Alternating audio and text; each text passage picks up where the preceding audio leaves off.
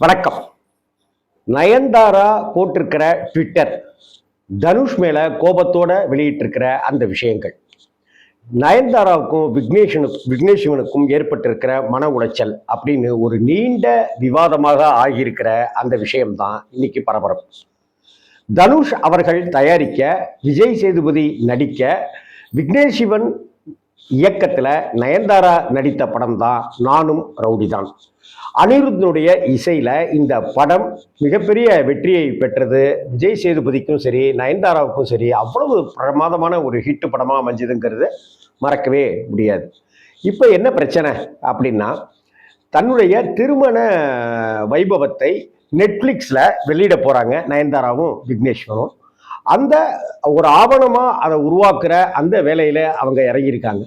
அப்படிப்பட்ட ஆவணத்துல நானும் ரவுடிதான் திரைப்படமும் வரணும் அப்படின்னு அவங்களுக்கு ஆசை. பின்ன நிச்சயமான நயன்தாராவுடைய கரியர்லையும் விக்னேஸ்வனுடைய கரியர்லையும் நானும் ரவுடிதான்ங்கிற திரைப்படம் மிக முக்கிய பங்கு இருக்கு இல்லையா? அப்ப அந்த படத்தை விட்டுட்டு எப்படி நம்ம பண்ண முடியும் அப்படிங்கிறதுக்காக நயன்தாரா அந்த படத்துல, அந்த ஆவண படத்துக்குள்ளார ஒரு 3 நொடி, 1 2 3, இந்த 3 நொடிக்கு அந்த படத்துல இருந்து சில கிளிப்பிங்ஸையும் சில மியூசிக்கையும் பயன்படுத்துறதுக்கு தனுஷ் கிட்ட கேட்குறாங்க. ஆனா தனுஷ் அவர்கள் தாமதப்படுத்திக்கிட்டே இருக்க என்ன ஆகுது அப்படின்னாக்க, இவங்களுடைய ஆவணப்படத்தை நிறைவுக்கு கொண்டு வர முடியாம, முடித்து விட முடியாமல் தள்ளி போயிட்டே இருக்கு. கிட்டத்தட்ட ஒரு 9 மாதங்கள் 10 மாதங்களுக்கு முன்னாடியே வர வேண்டிய விஷயம் இந்த, ஆனால் தள்ளி போயிட்டே இருக்கு. இப்படிப்பட்ட ஒரு சூழ்நிலையில அந்த 3 நொடி அந்த இசையை பயன்படுத்தி கொள்வதற்கு 10 கோடி ரூபாய் தனுஷ் சார் கேட்டிருக்காரு. இந்த 10 கோடி ரூபாய் கேட்குறீங்களே, இது நியாயமான முறையில் இருக்கா அப்படின்னு சொல்லி தனுஷ், இவங்க நயன்தாராவும் விக்னேஷ்வனும் அந்த இதை வெளியிட்டிருக்காங்க. கிட்டத்தட்ட எப்போதும் ஒரு விஷயத்தை, ஒரு அறிவிப்பு ஒன்று முடிச்சிட்டாருனாக்கா ஓம் நமச்சிவாய அப்படின்னு தனுஷ் போடுவார். அந்த ஓம் நமச்சிவாய அப்படின்றத ஃபினிஷிங்காக வச்சுக்கிட்டு தான் நயன்தாராவும் அவரை கலாய்ச்சிருக்காங்க. இதற்கு இதுல என்ன பெரிய ஆச்சரியம்னாக்க, தமிழகத்துல இன்னைக்கு இருக்கிற முக்கியமான நடிகைகள் பலரும் நயன்தாராவுக்கு ஆதரவு தெரிவித்து ட்விட்டருக்கு அதை ஃபாலோ பண்ணியிருக்காங்க, ட்விட்டரை ரீட்வீட் பண்ணியிருக்காங்க, ஷேர் பண்ணியிருக்காங்க அப்படிங்கிறது. அதற்கு பிறகு சில பேர் மட்டும் கொஞ்ச நேரத்தில் அதை அழிச்சிட்டாங்க. தனுஷ்க்கு தெரிஞ்சா வருத்தப்படுவாரே அப்படின்னு சில பேரை இது பண்ணிட்டாங்க.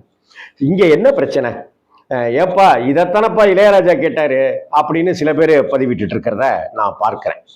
சரி, அப்படின்னாக்க இதை அனிருத்து தானே கேட்கணும், இதையே தனுஷ் கேட்கிறாரு அப்படிங்கிற ஒரு கேள்வியும் நமக்குள்ளார வருது. சரி, இந்த இந்த இந்த ஆட்டத்துக்குள்ளார இசைஞானி இளையராஜாவை நாம கொண்டு வர வேணாம். அதை பற்றி நிறைய விஷயங்கள் நிறைய முறை பகிரப்பட்டுருச்சு. அதுக்கு உண்டான விளக்கம் தெரிஞ்சிருச்சு. ஏஆர் ரஹ்மான்லாம் வந்த பிற்பாடு ஆரம்பத்திலேயே காப்பிரைட்ஸ்க்கு உண்டான கையெழுத்தை வாங்கிட்டாரு.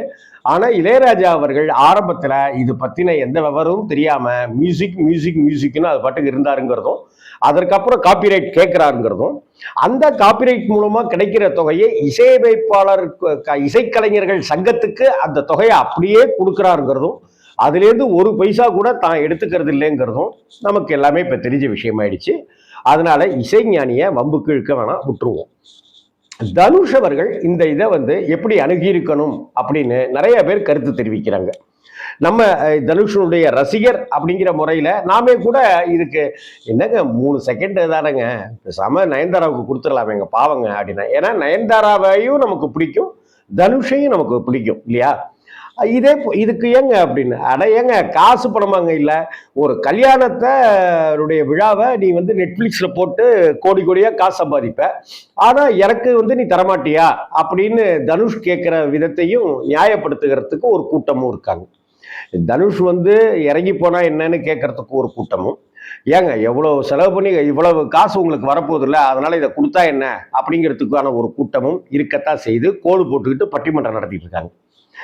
இதுக்கு என்னுடைய ஐடியா என்ன அப்படின்னாக்கா, இதுக்கு அனிருத்தை கூப்பிட்டு, எப்பா அனிருத்து ஒரு அரை நாள்ல இந்த 3 செகண்டுக்கு உண்டான மியூசிக்கை பண்ணி கொடுத்துரு தம்பி அப்படின்னாக்கா, தம்பி அனிருத்தை அட்டகாசமா பண்ணி கொடுத்துட போறாப்புல. இன்னும் சொல்ல போனா நானும் ரவுடிதான் படத்துக்கு அனிருத்துக்கே 10 கோடி ரூபா அன்னைக்கு தேதிக்கு சம்பளம் கொடுத்துருப்பாங்களாங்கிறதும் தெரியல. இப்படிப்பட்ட ஒரு சூழ்நிலையில இதை எல்லாத்தையும் தாண்டி தனுஷ்ட நயன்தாரா கேட்டது, விக்னேஷ் சிவன் கேட்டது, தனுஷ் வந்து தரமாட்டேன்னு சொன்னது. இதுக்கு இடையில ஏப்பா நீங்க பாட்டுக்கு எல்ஐசின்னு நான் தலைப்பு ஃபிலிம் சேம்பர்ல பதிவு பண்ணியிருக்கேன், நீங்க அதை வச்சிருக்கீங்களேன்னு எஸ் குமரன் இப்ப வம்புக்கு வந்திருக்கிறது. நான் வந்து நான் சொன்னேன் முன்னாடியே பதிவு பண்ணிட்டேன் அப்படின்னு சொல்றேன். நான் எனக்கு அந்த டைட்டில் வேணும்னு சொல்றேன்.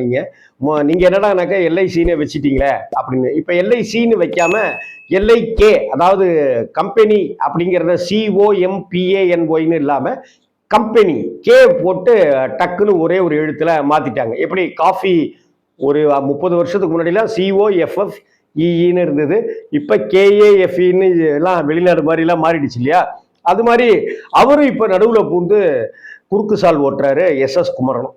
ஏங்க நீங்க வந்து தனுஷ்கிட்ட மியூசிக் வந்து காசு கேட்கிறாருன்னு இவ்வளவு கோவப்படுறீங்களே, என் தலைப்பை வச்சுக்கிட்டு நீங்க பிரதீப் ரங்கநாதனை நடிக்க வச்சுக்கிட்டு டைரக்ட் பண்ணிட்டு இருக்கீங்களேன்னு விக்னேஷ் சிவனையா நயன்தாராவையும் அவர் குற்றம் சாட்டுறாரு.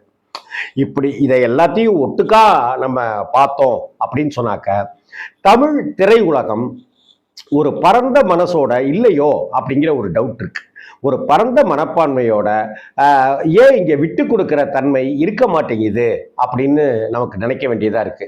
ஒரு 30 லட்சம் 50 லட்சம்னு சம்பளம் வாங்கிட்டு இருந்தவங்க அடுத்தடுத்த 2-3 படங்கள்ல 5 கோடி 8 கோடின்னு சம்பளம் வாங்குற அளவுக்கெல்லாம் வளர்ந்து 25 கோடி 30 கோடி 40 கோடின்லாம் வந்து கோடிகள்ல புரளக்கூடிய சம்பளம் அப்படிங்கிறதுனாலயோ என்னமோ இதற்கு 10 கோடி ரூபாய் அவர் கேட்கிறாரோ அப்படின்னு தோணுது.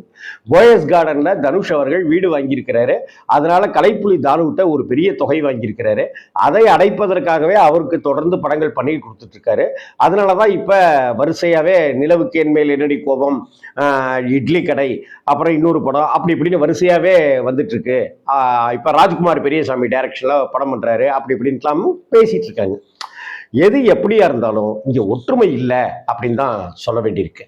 இந்த இடத்துல ரஜினிகாந்த் நடிப்புல, முக்தா சீனிவாசன் தயாரிப்புல, முக்தா பிலிம்ஸ் தயாரிப்புல, முக்தா சீனிவாசன் டைரக்ஷன்ல வந்த பொல்லாதவன் அப்படிங்கிற திரைப்படம், ரஜினிகாந்த் சார், லட்சுமி மேடம், ஸ்ரீபிரியா, சிவச்சந்திரன் அப்படின்லாம் நடித்த அந்த படம் பெரிய வெற்றி பெற்றது. நான் பொல்லாதவன் அப்படிங்கிற பாட்டு, அதோ வாராண்டி வாராண்டி வில்லேந்தி ஒருத்தன்லாம் பயங்கர ஹிட். அந்த படம் பல வருடங்களுக்கு பிறகு, அதாவது தனுஷ் வந்து ரஜினியினுடைய மாப்பிள்ளை ஆகிவிட்ட பிறகு அந்த படம் வெற்றிமாறன் டைரக்ஷன்ல முதல் படம், வெற்றிமாறனுக்கு முதல் படம், தனுஷும் வெற்றிமாறனும் சேர்ந்த படம்.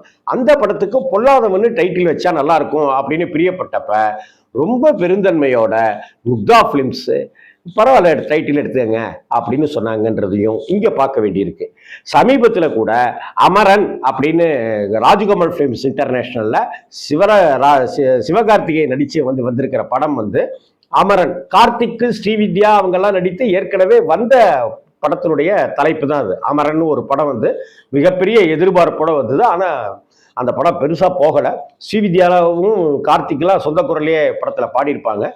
அந்த படத்தினுடைய டைட்டில் இந்த படத்துக்கு சரியா இருக்கும் அப்படிங்கிறதுனால அமரன்கிற டைட்டிலை கேட்டு வாங்கினாங்க. நன்றி கார்டு போடும்போது டைட்டில் கார்த்திக் பேரும் கௌதம் கார்த்திக் பேரையும் அமரன் திரைப்படத்துல வெளியிட்டிருப்பாங்க. இதுல வந்து ரொம்ப அழகா கல்யாண ஃபங்க்ஷன் தானே சரி அப்படின்ற மாதிரி இருந்தாக்க தேங்க்ஸ் கார்டுல கூட தனுஷ் பேரையும் அவங்க போடுவாங்களோ என்னமோ தெரியல.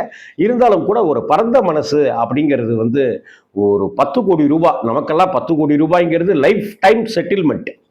ஆனா இவங்களுக்கு 10 கோடி ரூபாய்ங்கிறது ஒரு 2 நாள் 3 நாள் செலவுகளா இருக்கும். இந்த 10 கோடி ரூபாய்க்காக அடிச்சுக்காம, ட்விட்டர்ல அடிச்சுக்காம, சமூக வலைதளங்கள் அடிச்சுக்காம கொஞ்சம் விட்டு கொடுத்து போயிருக்கலாமோ அப்படின்னு தோணுது. அதே சமயத்தில் நாங்கள் 10 கோடி ரூபா தர முடியாது, நாங்கள் இவ்வளோ வேணா தரோம் அப்படின்னு கூட அந்த திருமண வைபவத்தை வியாபாரமாக்குறதுனால அவங்களும் ஏதோ ஒரு தொகை ஒன்று பேசி அவங்களுக்குள்ளாரையே பஞ்சாயத்து பண்ணி முடிச்சிருந்துருக்கலாமோ அப்படின்னு தோணுது. எது எப்படி இருந்தாலும் தமிழ் திரையுலகம் ஏதோ ஒரு மோசமான ஒரு இறுக்கமான சூழ்நிலையில் இருக்கிறதாகத்தான் எனக்கு படுதுங்க. வணக்கம்.